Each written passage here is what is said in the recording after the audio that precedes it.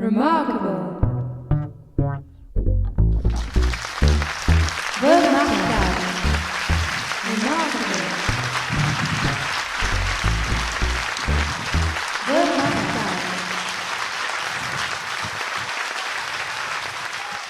Êtes-vous d'accord avec le fait qu'on ne doit pas dire aux petits garçons que pleurer c'est pour les filles? Si vous êtes d'accord, j'aimerais bien que vous leviez la main, s'il vous plaît. Êtes-vous d'accord avec le fait qu'à compétences et postes similaires, les femmes devraient gagner autant que les hommes? Levez la main, s'il vous plaît, si vous êtes d'accord. Merci. Êtes-vous d'accord avec moi si j'affirme que les femmes devraient pouvoir évoluer dans l'espace public en toute sérénité, sans avoir peur de se faire siffler ou de se faire agresser sexuellement? Levez la main, s'il vous plaît. Merci. Eh bien, c'est formidable. Vous êtes tous et toutes féministes. Nous sommes toutes et tous féministes. Merci.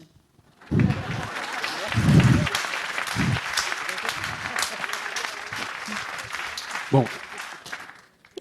Il paraît que j'ai un petit peu de temps encore. Et puisque le sujet est quand même un peu moins léger, un peu moins futile que ça, autant en profiter. Je voudrais vous raconter ce que m'a apporté le féminisme à titre personnel, les bonnes choses et aussi les mauvaises. Pour cela, je voudrais remonter quelques années en arrière. Pendant la décennie qui vient de s'écouler, j'ai été victime de cyberharcèlement. Alors le cyberharcèlement, qu'est-ce que c'est? Eh bien c'est le fait quand on ouvre les réseaux sociaux, qui constituent l'un de mes principaux outils de travail, de ne pas savoir à quel moment on va se noyer sous les flots de propos insultants, menaçants, humiliants, diffamatoires.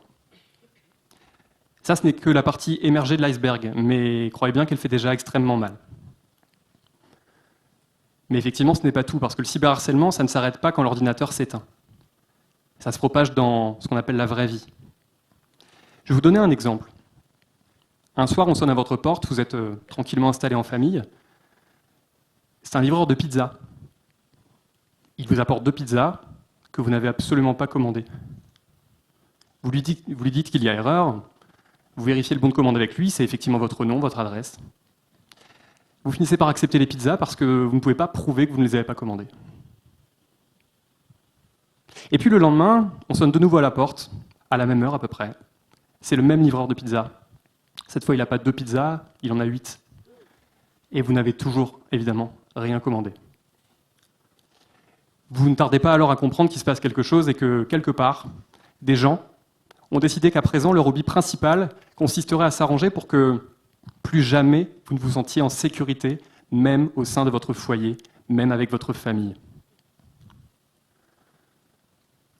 Alors quand on est victime de harcèlement ou de cyberharcèlement, puisqu'au fond, à part le support, c'est à peu près la même chose, toutes les victimes finissent par avoir les mêmes réactions. Elles se demandent ce qu'elles ont pu faire pour que ça tombe sur elles. Et ce que je voudrais que vous reteniez particulièrement, c'est qu'aucune personne, je dis bien aucune, n'est jamais responsable du harcèlement qu'elle subit. Aucune. Malgré tout, j'ai commis la même erreur que toutes les autres victimes de harcèlement. J'ai essayé de comprendre pourquoi. J'ai essayé de comprendre pourquoi c'était tombé sur moi et pas sur mon voisin ou ma voisine. J'ai essayé de me demander pourquoi j'avais pu attirer l'attention sur moi. Qu'est-ce qui avait fait que j'étais donc la victime de ce harcèlement de longue date? En réalité, dans mon cas personnel, ça n'a pas été très compliqué à comprendre. Il s'avère que depuis maintenant d'assez longues années, j'exprime, grâce aux médias qui m'en laissent la possibilité, ou sur les réseaux sociaux, j'exprime mes convictions profondément pro-féministes. Alors, voilà, on a décidé de ruiner ma vie, de pourrir mon quotidien et celui de mes proches, simplement parce que j'ai osé exprimer des convictions féministes.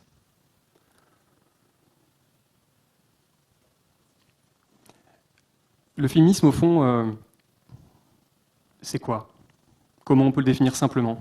Eh bien, une des définitions qu'on peut donner, c'est le fait que toutes les personnes devraient avoir les mêmes droits et les mêmes devoirs, quel que soit le premier numéro, le premier chiffre de leur numéro de sécurité sociale. C'est aussi simple que ça. Et moi, grâce à l'éducation que m'ont apporté des tas de militantes féministes, et qu'elles continuent d'ailleurs à m'apporter au quotidien, j'ai essayé moi aussi de propager cette parole. et d'expliquer notamment que les hommes ont énormément de privilèges. Et ils en ont encore plus s'ils sont blancs, s'ils sont hétérosexuels, s'ils sont de classe moyenne ou supérieure. J'ai expliqué également qu'il était temps que tout ça soit redistribué de façon bien plus équitable. Mais beaucoup d'hommes ne voient pas les choses de cet œil, et en particulier mes harceleurs. Ce que je considère moi comme étant des privilèges qu'il est normal de redistribuer et de partager, pour eux, il s'agissait d'acquis fondamentaux, qu'il était hors de question de céder aux autres. Au fond, j'ai fini par me dire qu'ils se comportaient comme des enfants de 3 ans. Un enfant de 3 ans, quand il a trop de jouets, qu'on essaye de lui en prendre un peu pour en donner à ceux qui en ont moins, il a plusieurs façons de réagir. Il peut tout à fait obtempérer gentiment. Et puis, assez fréquemment, il aura une autre réaction, il va crier, il va taper, il va essayer de mordre. Il aura l'impression de vivre une profonde injustice, parce qu'il a 3 ans. Sauf que je ne vous parle pas d'enfants de 3 ans, je vous parle d'hommes de 15, 25, 35, 45 ans, qui se comportaient comme des gamins à la crèche. J'ai poursuivi ma réflexion et puis je me suis dit qu'en fait, mes harceleurs et moi, on était quand même d'accord sur un point. On est d'accord sur le fait qu'en fait, les hommes n'ont rien à gagner au féminisme. Pourquoi est-ce que les hommes se battraient pour le féminisme? Est-ce que vous connaissez beaucoup d'hommes qui sont victimes de propos déplacés ou de mains baladeuses de leurs supérieurs ou de leurs collègues? Est-ce que vous connaissez beaucoup d'hommes à qui on a déjà reproché d'être habillés trop sexy ou pas assez? Est-ce que vous connaissez beaucoup d'hommes qui ont déjà dû presser le pas dans la rue parce que des inconnus voulaient absolument leur demander leur numéro de portable? Moi, j'en connais pas. Sauf que pour mes harceleurs, et pour d'ailleurs beaucoup d'autres hommes qui n'ont jamais harcelé, ça a justifié le fait de ne pas se battre. Tout va bien. Et moi, au contraire, ça me rend vraiment marteau, cette somme d'inégalités absolument accablantes qui rendent le quotidien des femmes 1000 fois plus compliqué, 1000 fois plus accidenté que celui des hommes. Alors comment ça se manifeste le féminisme au quotidien? Ça peut être très simple. Parce qu'en fait, mes harceleurs, ils avaient l'impression que moi, j'étais quelqu'un d'extrémiste, que je voulais remettre en question toute la façon de penser, d'agir, de vivre des hommes. Or non, le féminisme, ça peut être quelque chose de très doux au départ, de très progressif. On avance pas à pas. Ça commence par remettre en question son rapport aux autres, son rapport à l'humour, par exemple, l'emploi d'un certain vocabulaire.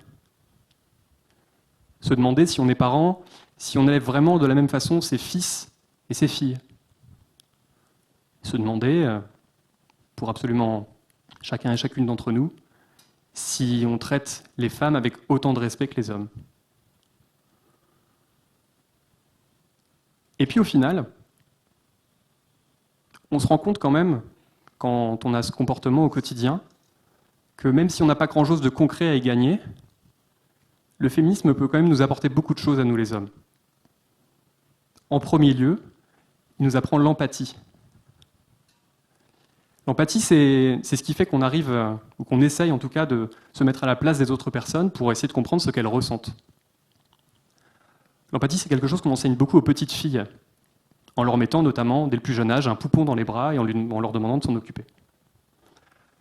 Et c'est ce qui fait d'ailleurs que, encore à l'heure actuelle, il y a beaucoup plus d'infirmières que d'infirmiers, beaucoup plus d'assistantes sociales que d'assistants sociaux. Parce que l'empathie, c'est quelque chose qu'on apprend beaucoup moins aux petits garçons. Les petits garçons, on leur apprend plutôt à jouer des coudes pour essayer de gravir les échelons. Et ça crée des déséquilibres absolument terribles. Moi, il y a une féministe noire américaine qui écrit des essais, qui s'appelle Roxane Gay, qui est quelqu'un que j'aime énormément, qui a écrit un essai que j'affectionne tout particulièrement, qui s'appelle Bad Feminist, la mauvaise féministe, dans lequel elle développe un tas de thèses absolument passionnantes, mais elle dit également cette chose très courte et d'apparence très simple. Roxane Gay, elle dit « Le féminisme m'a apporté la paix ». En réalité, peut-être pour des raisons complètement différentes des siennes, Mais moi aussi, j'ai l'impression que le féminisme m'a apporté la paix, malgré les livraisons de pizza inopinées. C'est-à-dire que même si je ne serai jamais satisfait de mon degré d'engagement, même si je ne serai jamais satisfait de la façon dont ce monde évolue, j'ai tout de même un tout petit peu de moins de mal à me regarder dans la glace le matin quand je me lève. Je voudrais vous citer une autre phrase. Alors celle-là, je suis certain que vous la connaissez toutes et tous. Une phrase de Simone de Beauvoir. Simone de Beauvoir, elle a écrit qu'on ne naît pas femme, on le devient. Eh bien, pour la singer vraiment vulgairement, j'ai envie de vous dire que on ne naît pas féministe, on le devient. On observe comment la planète tourne, c'est-à-dire de façon totalement bancale. On se dit qu'on ne peut pas rester les bras ballants et qu'on va essayer à sa modeste échelle de contribuer à rectifier légèrement sa trajectoire. Et donc ça peut se matérialiser par des tas de petits gestes du quotidien, d'apparence anodine, mais qui vont déjà peut-être modifier le quotidien des femmes qui nous entourent. Alors moi, à titre personnel, j'ai fini par me rendre compte que le féminisme de ces petits gestes du quotidien, il était plus suffisant pour moi. Je ne me sentais pas en total accord avec mes convictions, avec mes lectures. Et donc, petit à petit, j'ai décidé d'aller plus loin. Alors j'ai 2 exemples à vous donner.